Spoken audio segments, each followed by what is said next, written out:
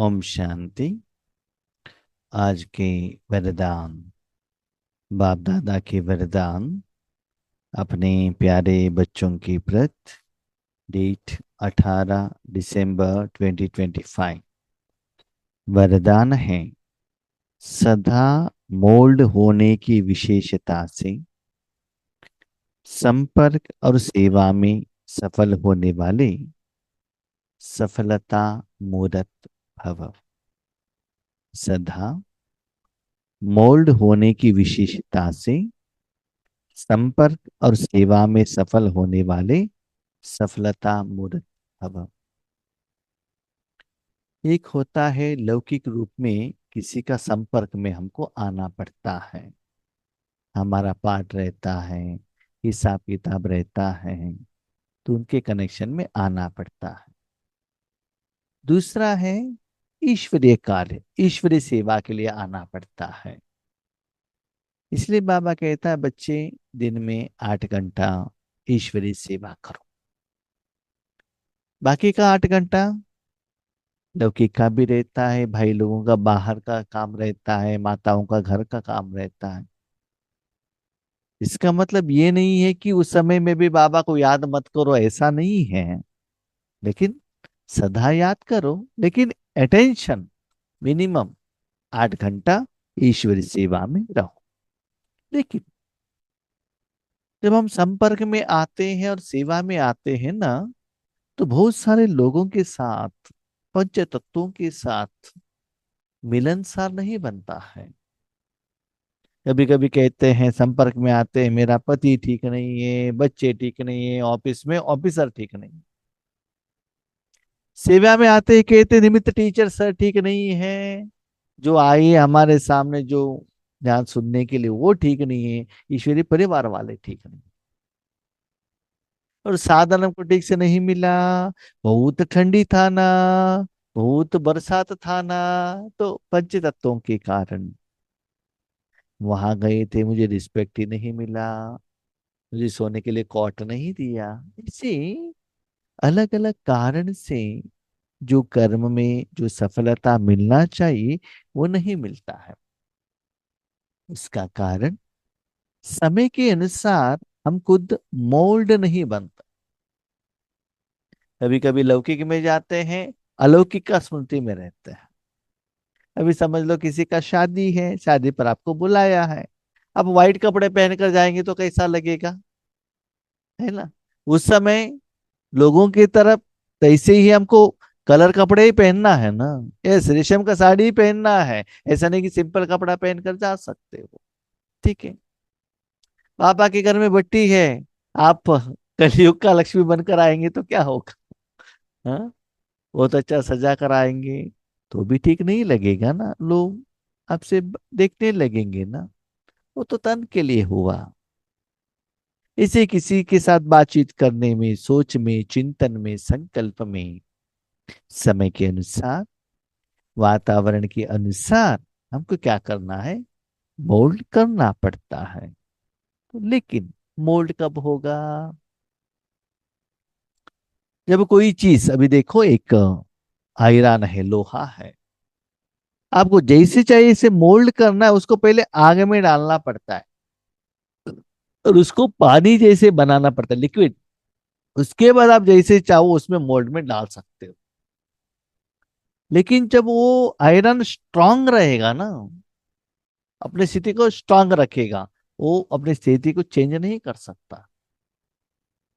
ऐसे जो आत्मा अपने मन बुद्धि को बाबा के साथ योगाग्नि में रखे हैं, ज्वालामुखी स्टेज में रखे हैं, तब समय के अनुसार खुद को स्पेशली अंदर से मन बुद्धि से मोल्ड कर सकते हैं। अभी क्वेश्चन, किस समय कैसे हालत आता है कैसे पता चलेगा। हाँ, ईश्वरी सेवा में जाते हैं उस समय लौकिक का किसी का फोन आ जाएगा, लौकिक में रहते हैं ईश्वरी सेवा का फोन आ जाएगा, तो किस समय कैसे मोल्ड होना है कैसे पता चलेगा। दूसरी जगह पर बाबा ये भी कहते हैं बच्चे सभी लोगों से दुआ ले लो, वो भी तो करना है, तो कैसे मोल्ड होंगे। उसके लिए बाबा कहते बच्चे, आपका हर कर्म सफल होना है, लौकिक का हो या अलौकिक का हो, उसके लिए हर कर्म में सफलता मूर्त बनो। माना, जब कर्म करने के समय पर सब कुछ भगवान को समर्पण करो। जैसे एक पत्थर, पत्थर का क्या वैल्यू रहता है? एक पहाड़ पर रहता है, उसके ऊपर मट्टी रखते हैं, मट्टी तो रहता ही है, लेकिन वही पत्थर एक जो मूर्ति बनाने वालों के हाथ में आएगा, वो कितना सुंदर उसको बनाएगा ना। ऐसे आज जब भगवान के आते सामने आप आए थे, तो आपका हालत क्या था? पत्थर ही थे ना। तो बाबा आपको क्या बना रहा है? पूजा योग्य, पूजन योग्य बना रहा है, सुंदर बना रहा है। तो कैसे? हर कर्म उनके आगे स्वाहा कर। जैसे पत्थर जो मूर्ति बनाता है ना, कितना भी ठोकर देता है वो सहन करता है, इसलिए वो थोड़ा समय पर वो ठोकर खाने से, सहन करने से लंबे समय तक पूजन योग्य बनेगा ना। ऐसे संगम युग में हम भगवान के हाथ में अपना समय, संकल्प, मन, बुद्धि, संस्कार, आत्मा, कर्म, कर्म का फल सब कुछ बाबा के हाथ में देने से, भले आप लौकिक में हो, अलौकिक में हो, वट एवर इट में भी, बाबा आपका है सुबह से शाम तक, आपको जैसे चलाना है चलो। तो संबंध संपर्क अलग नहीं है और सेवा अलग नहीं है। तो ऐसे बाबा के इशारे के अनुसार, बाबा के सोच संकल्प के अनुसार, बाबा का प्लान के अनुसार खुद मोल्ड होंगे, तो सारे दुनिया को आप मोल्ड हो सकते हो। जैसे शिव बाबा सभी लोगों के साथ जैसे चाहिए वैसा रहता है ना, भक्त लोगों के साथ ऐसे रूप में, छोटे बच्चों के साथ छोटे बच्चों के रूप में रहता है ना। आप उनको गुस्सा करे हो तो भी वो कुछ नहीं कहता, चुप रहता है उस समय, लेकिन नेक्स्ट डे मुरली में ठीक से समझा देता है क्या है ना। इसलिए सदा हर कर्म में आपको सफलता मिलना है, तो क्या करो? मोल्ड होने का विशेषता खुद को चेंज करो। हम क्या सोचते हैं, नहीं नहीं नहीं नहीं नहीं, मैं तो 100% एक्यूरेट परफेक्ट हूं, मैं परफेक्ट हूं। कौन गलत है? दुनिया में सब लोग गलत, सब भी लोग गलत है, इवन शिव बाबा भी ठीक नहीं है। मैं परफेक्ट हूं। आप परफेक्ट हो इसीलिए तो असफलता आ रहा है, इसलिए तो दुख आ रहा है, इसलिए समस्या आ रहा है। आप ठीक होते तो आपको असफलता क्यों आता था?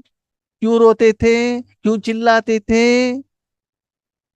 आप ठीक होते तो कर्म ठीक होता था ना, कर्म का फल सफलता मिलता था ना।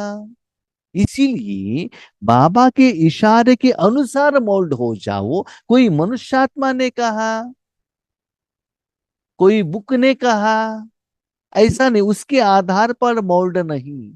तो बाबा ने कहा सब कुछ साधन भगवान के हाथ में देकर सिर्फ मूर्त बन जाओ सर, इंस्ट्रूमेंट, भगवान के हाथ में इंस्ट्रूमेंट बन जाओ।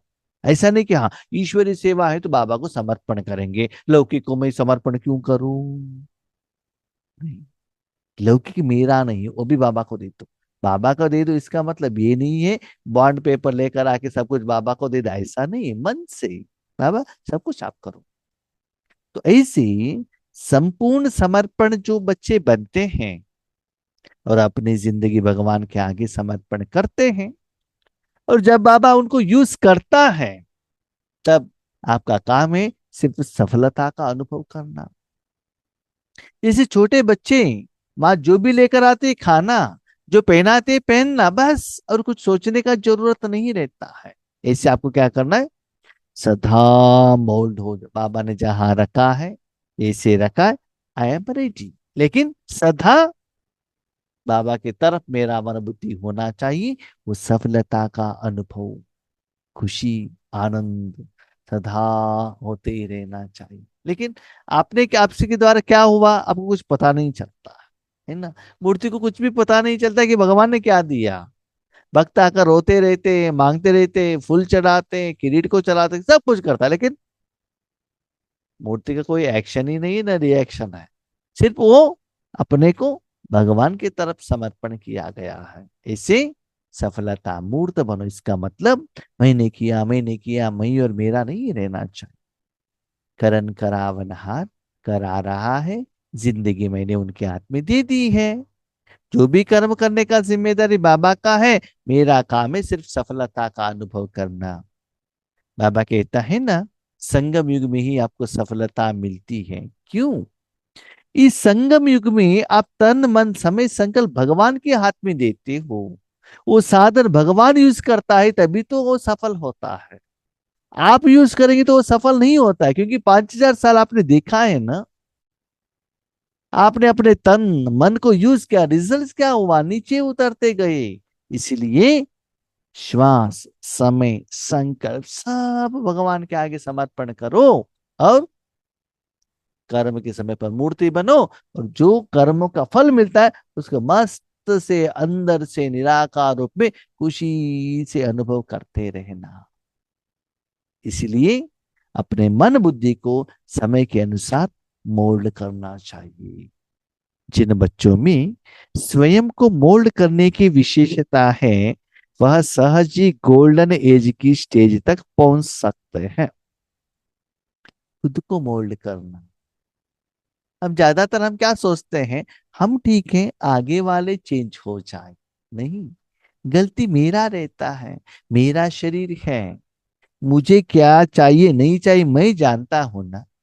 आगे वाले तो कहेंगे योगेश भाई 4 जलेबी खाओ, लेकिन मुझे शुगर है, मुझे मालूम है ना, उनको थोड़े ही मालूम है। उनका यही सोच रहता है हमारा पेट भरे, हमको खुशी मिले। लेकिन उनका जो सोच से मुझे तकलीफ होता है ना यहाँ, तो मुझे वो लेना है कि नहीं लेना है, मुझे जानकारी रहना चाहिए। इसलिए बाबा कहता है बच्चे, खुद को मोल्ड करने का जिनमें जो गुण रहता है समय के अनुसार, वो सच गोल्डन एज की स्टेज तक पहुंच सकता। गोल्डन एज माना क्या है? सत्युग। उस सत्युग में क्या होता है? सत्यता, आत्मा का जो गुण है वो ही ज्यादा अनुभव करते हैं। निराकार में ही सेवा, निराकार में ही कर्मों का फल। स्थूल सेवा, स्थूल साधन, खाना पीना सोना देखना घूमने के लिए जाना, जो शरीर का इंद्रियों का सुख उनको अच्छा नहीं लगता है।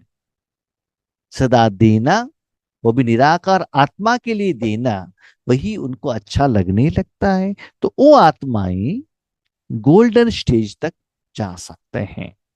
जैसा समय, जैसे सरकमस्टेंसेस हो, उसी प्रमाण अपनी धारणाओं को प्रत्यक्ष करने के लिए मोल्ड होना पड़ता है। यस, कभी कभी हम लौकिक में रहते हैं, कलर कपड़ा पहनना पड़ता है। कोई कोई गुस्सा करता है, शांत रूप में रहना पड़ता है।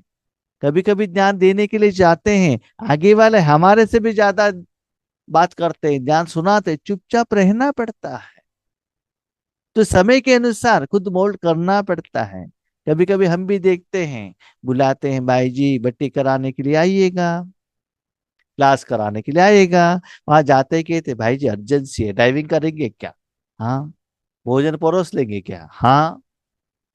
हाँ, कभी कभी ऐसा भी होता है, भाई जी आइए ड्राइविंग करने के लिए, हम गए, अभी कहते भाषण करो। हाँ। योग करो। हाँ। भाई जी आज रात भर नींद नहीं करना, इससे है। हाँ। आज कुछ काम नहीं है, नींद करो। हाँ। जो भी कहते उसके लिए सबके लिए हाजी रेडी रहना चाहिए, मोल्ड। है ना, कैसा भी सिचुएशन हो। तो खुद को मोल्ड करते हैं ना, उनके मन में क्यों क्या कब कैसे, ऐसे बुलाया था वैसे बुलाया था, ऐसे कुछ आता ही नहीं है। याद रखिएगा, हर कर्म में सफलता का आधार है तन से या सर्कमस्टेंस से कुछ भी हो जाए, अंदर का मन बुद्धि बाबा के हवाले कर दो। आपको किसके लिए बुलाया, किसके लिए यूज किया, वो मैटर नहीं करता है।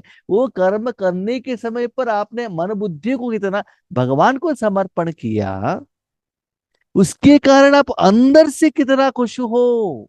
बाहर आपको रिस्पेक्ट मिला कि नहीं मिला, भोजन दिया है कि नहीं दिया, उसका चिंता आप मत करना, वो आपका काम है नहीं। जहां भी बाबा ने बिठाया है तो ईश्वरी सेवा के लिए भेजा है। उस समय में भी मैंने मन बुद्धि को 100% बाबा को देकर, बाबा बाहर का कुछ भी हो, भले बाथरूम क्लीन करने को चांस दे, नो, मेरा मन शांत। तन कहाँ है, तन के ऊपर क्या है, क्या सेवा कर रहे हो, वो इम्पोर्टेंट नहीं, इम्पोर्टेंट क्या है, उस समय आपका मन बुद्धि किसके हाथ में है, भगवान यूज कर रहा है क्या। क्योंकि किस समय आपके मन बुद्धि को कैसे यूज करना है, वहां क्या हिसाब किताब है, वो बाबा जानता है ना। तो मन बुद्धि आपके हाथ में है, तन आपके हाथ में नहीं होगा। उसके ऊपर कोई प्रहार कर सकता है, लेकिन मन बुद्धि आपके हाथ में है ना। इसीलिए सिचुएशन बाहर का कुछ भी हो, अंदर से इसके ऐसे नहीं मैं आत्मा हूं, बिंदु हूं, ओम शांति कहने का कोई जरूरत नहीं है। अपनी स्थिति से, स्वरूप से भगवान को प्रत्यक्षता कराओ, कैसा है क्या है। मैं स्टेज पर बैठता हूँ, गुस्से के बारे में 1 घंटा क्लास करता हूँ, स्टेज से नीचे उतरते ही मैं खुद गुस्सा करता हूँ, तो क्या होता है हालत। जो भी आपने भाषण किया सब कुछ चला जाएगा ना। उसके बदले आप भाषण ही मत करो, वहां फुल सेवा करते चलो, सारा जिम्मेदार ले लो, शांत में रहो, वो देखते रहेंगे ये तो सुबह से इतना सेवा करे लेकिन कितना शांत है। वो काउंट्स। कर्म आपको, आपका जो कर्म है वो भगवान का प्रत्यक्षता करेगा, आपका भाषण नहीं। लोग वो देखना चाहते हैं। इसीलिए सिचुएशन हम कभी कभी ज्यादातर क्या करते हैं ना, लौकिक में गए लौकिक के जैसे मोल्ड, अलौकिक में गए अलौकिक के जैसे मोल्ड हो जाता है। ऐसा नहीं, कहां भी रहो बाबा का जो डायरेक्शन है, इसे अपने मन बुद्धि को मोल्ड करो। मोल्ड होने वाले ही रियल कोर्ट है। कभी कभी हम जाते हैं, नीचे सोना पड़ता है, ओके, क्वाट मिलता है तब भी ओके, एसी भी मिलता है तब भी ओके।